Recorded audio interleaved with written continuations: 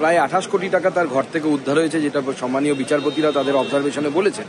এবং বিচারপতি কমেন্ট করেছেন যে এত টাকা তো আপনার ঘরে গিয়ে পুলিশ বা সিবিআই রাখতে পারে না, আপনি কিভাবে ক্লেম করতে পারেন। তো স্বাভাবিকভাবে আমরা দেখতে চাই যে এর ফল কি হচ্ছে, এবং রাজ্যের বাইরে থাকুন আর ভেতরে থাকুন সেটা তো বিষয় না। বিষয় হচ্ছে একটি অপরাধ হয়েছে, অপরাধ সংঘটিত হয়েছে, অপরাধীকে নির্দিষ্ট সময় পর্যন্ত জেলের ভেতরে থাকতে হবে যতদিন না বিচারের সেই জায়গায় এসছে যখন তিনি জামিন পাওয়ার মতো যোগ্য হচ্ছেন। সুকান্তবাবু, এখানে জামিনের পাওয়ার জন্য যে মূল যুক্তি দেওয়া হচ্ছে যে অর্পিতার সঙ্গে পার্থ চট্টোপাধ্যায়ের কোনো সম্পর্ক নেই, টাকা উদ্ধার হয়েছে অর্পিতার বাড়ি থেকে, পার্থ চট্টোপাধ্যায় অর্পিতাকে চেনে নেই। দেখুন, সে তো মুখ্যমন্ত্রীর স্টেটমেন্ট থেকে শুরু করে এর আগে আমরা সংবাদ মাধ্যমের মাধ্যমে জেনেছি তো অর্পিতার সাথে পার্থ চট্টোপাধ্যায়ের কি ধরনের সম্পর্ক এবং কেমন সম্পর্ক আছে। আমি এই বিষয়ের মুখ খুলতে চাই না, তবে বিপদে পড়ে কারো একজনকে দায়ী অস্বীকার করা আমার মনে হয় মোটেই ভালো কাজ নয়। রাজ্য পুলিশের সিআইডি প্রধানকে সরানো হয়েছে, কি বলবেন? দেখুন, আমাদের মুখ্যমন্ত্রী সম্পর্কে একটা কথা খুব প্রচলিত আছে, উঠলো বাই কটক যায়।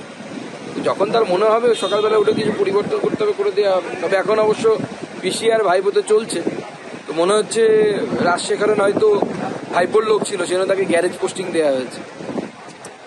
দাদা, মেডিকেল কাউন্সিলে ফের ফিরিয়ে নিয়ে আসা হলো বিরূপাক্ষ বিশ্বাস অধিক থেকে, যার বিরুদ্ধে ছাত্ররা বা ডাক্তারবাবুরা রাস্তায় নেমেছিলেন, সেই টিএমসিপি নেতাদের ফের নিয়ে আসা। না, সে তো আমি আগেই ভবিষ্যৎবাণী করেছিলাম যখন আন্দোলন চলছিল সেই সময়, যখন সব থেমে যাবে মুখ্যমন্ত্রী এদেরকে আবার ফিরিয়ে নিয়ে আসবে, এদেরকে আবার বাঁচাবে। মুখ্যমন্ত্রী কাজই হচ্ছে তাই, যে অপরাধ এবং অপরাধীদেরকে বাঁচানো। এই সরকারটাই হচ্ছে অপরাধীদের সরকার, এবং মুখ্যমন্ত্রী হচ্ছে অপরাধী তথা ক্রিমিনালসদের মুখ্যমন্ত্রী। সম্ভালে আজকে যেতে চাইছিলেন রাহুল গান্ধী, প্রিয়াঙ্কা গান্ধী, কংগ্রেসের প্রতিনিধি দল। উত্তরপ্রদেশ পুলিশ তাদেরকে বর্ডারে আটকে দিল।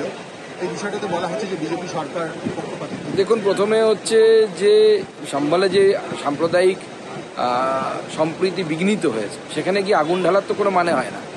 সবে লোকসভার সাংসদ নির্বাচিত হয়েছেন প্রিয়াঙ্কা গান্ধী, আগে তো লোকসভাতে আসুন, লোকসভাতে কি করতে হয় সেটা শিখুন, তারপরে না হয় সম্ভালে গিয়ে সামলাবেন। আগে এখানেই সামলাতে পারছেন না, মধ্যপ্রদেশ হেরে গেলেন, ঘর সামলাতে পারছেন না, হরিয়ানা হেরে গেলেন, এখন আবার সম্ভাল সামলাতে যাচ্ছে। আমাদের ভিডিও ভালো লাগলে লাইক এবং শেয়ার করুন, কমেন্ট সেকশনে গিয়ে জানান আপনাদের মতামত। আরও ভিডিও পেতে আমাদের চ্যানেল সাবস্ক্রাইব করুন এবং প্রতি মুহূর্তে খবরের আপডেট পেতে প্রেস করুন বেল আইকন।